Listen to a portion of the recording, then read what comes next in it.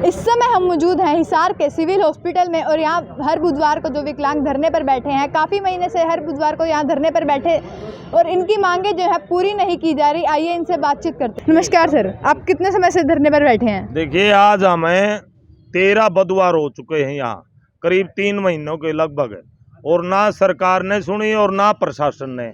और 4 अक्टूबर को हम सारे विकलांग साथी दुष्यंत चौटाला की कोठी पर गए थे और वहाँ मीटिंग भी हुई। मीटिंग में एक ताराचंद मास्टर है जो हिसार जिले का प्रभारी बना दिया गया हो जेजेपी सरकार ने, उसने ये बोला कि 12 तारीख को आपकी मीटिंग करवाएंगे सीएमओ के साथ, और 12 तारीख को नहीं आए हुए। और 21 और 22 तारीख को आपकी दुष्यंत चौटाला के पास में मीटिंग करवाएंगे, विकलांगों की जो भी समस्या वो हल कर दी जाएगी। लेकिन वो झूठी सरकार के जितने भी नुमाइंदे वहाँ बैठे हैं, जितने भी आदमी बैठे हैं, बेकार आदमी हैं। विकलांगों की ना तो प्रशासन सुनता और ना ही सरकार सुनती।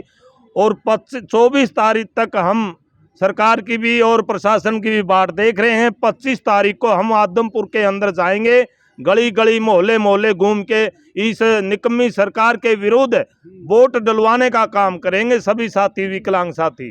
जी, बात करें तो आदमपुर उपचुनाव में का समय चल रहा है और सरकार फिर भी ध्यान नहीं दे पा रही, तो आप क्या कहना चाहेंगे?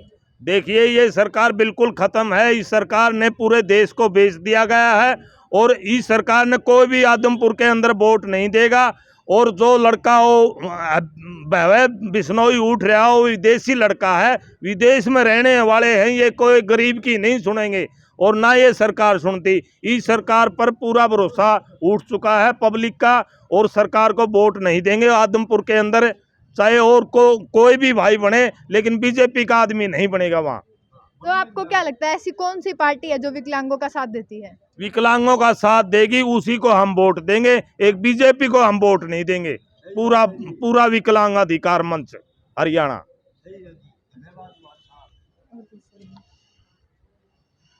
आप क्या कहना चाहेंगे? मैं ये कहना चाहता हूँ कि जो आदमपुर के अंदर जो चुनाव चल रहा है जी। हम उसका पुरजोर से विरोध करेंगे।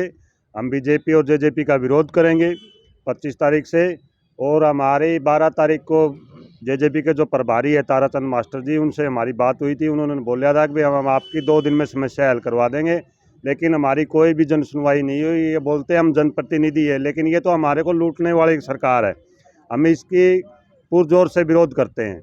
हम बोल रहे हैं कि भाई हमारी जो मांगे हैं 27 जुलाई से बैठे हम, हमारी बिल्कुल छोटी छोटी मांगे हैं, हम कोई बड़ी मांग नहीं है हमारी। भाई 2 दिन कहते कहते कितना समय हो चुका है? हमारे को कम से कम 15 दिन हो गए उनको बोले हुए कि भाई पिछले बुधवार को बोला था उन्होंने कि भाई हम आपकी 2 दिन में समस्या हल करवा देंगे, लेकिन उन्होंने कोई भी हमारी बात करने का कोई महत्व नहीं दिया उन्होंने। हम इनको बोल रहे हैं कि भाई हमारी समस्या हल करवाओ, हम आपके जो भी हमारी मांग है, छोटी छोटी लैटरिन की है, पानी की है, व्हील चेयर की है। अब कल कैंप लगा हुआ था यहाँ, उस कैंप के अंदर दिव्यांग विद्यार्थी आए हुए थे, उनको नाम देते दिव्यांग। मैं बोलता हूँ वो विकलांग विद्यार्थी थे, उनको व्हील चेयर की सुविधा नहीं मिली। ये हमारे सिविल अस्पताल की दुर्दशा है, ये हालात है हमारे।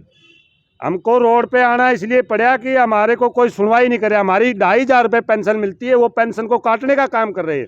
जिस विकलांग का 100% मेडिकल बना हुआ है वो स्टाफ ने बनाया, डॉक्टर ने बनाया, हमने नहीं बनाया। उनके पास सारा डेटा है, वो UDID के बहाने हमारी वो जो मेडिकल है उसको काटने का काम कर रही है। ये भ्रष्ट सरकार है।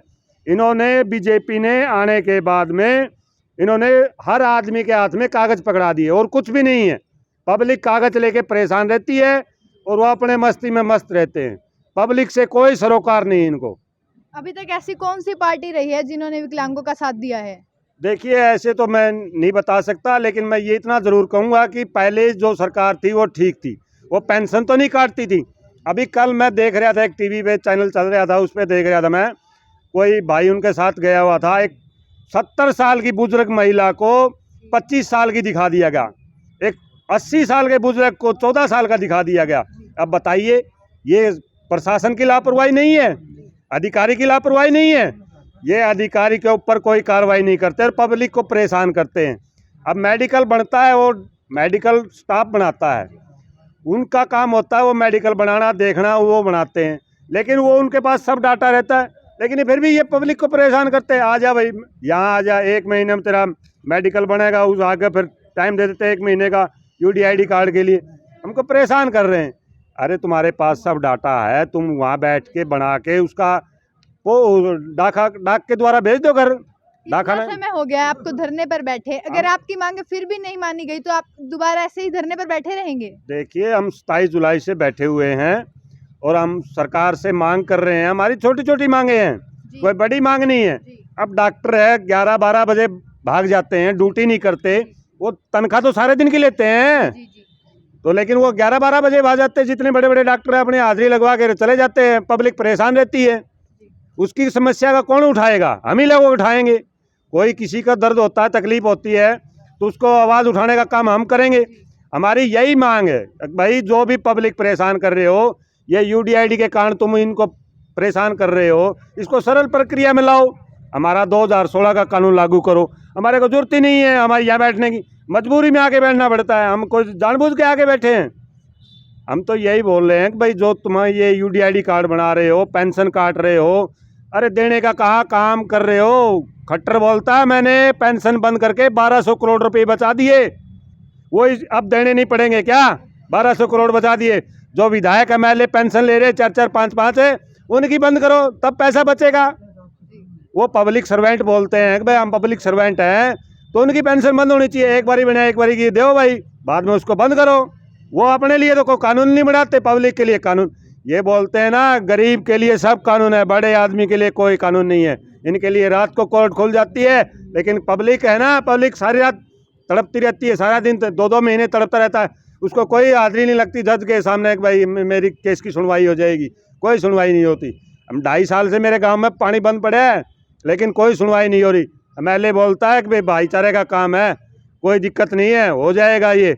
अरे पानी का गंदा नाले का भाईचारा का क्या मतलब है?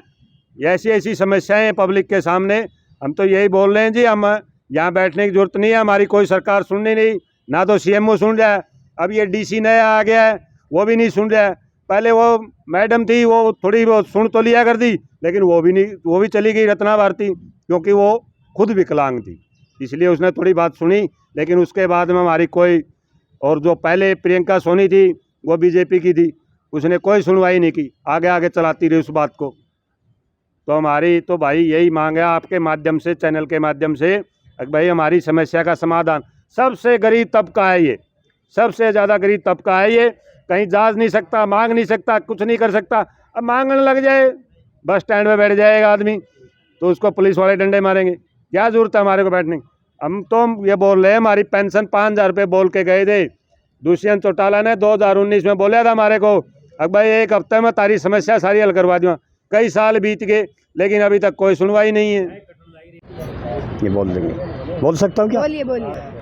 तो मैं ये सूचना करता हूँ, विलेज राखी खास, रामकेश विलेज राखी खास, ब्लॉक प्रधान नानून जांगड़ा, जी ठीक है सर जी। और काफ़ी दिन से 27 जुलाई से हमारा परिचय धरना चलता है विकलांग, हरियाणा मंच विकलांग की तरफ से।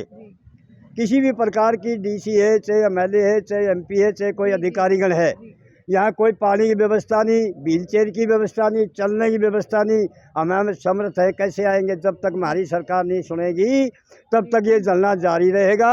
हमें मरना का पसीना त्याग देंगे, लेकिन सरकार से पीछे नहीं हटेंगे, पीछे नहीं हटेंगे।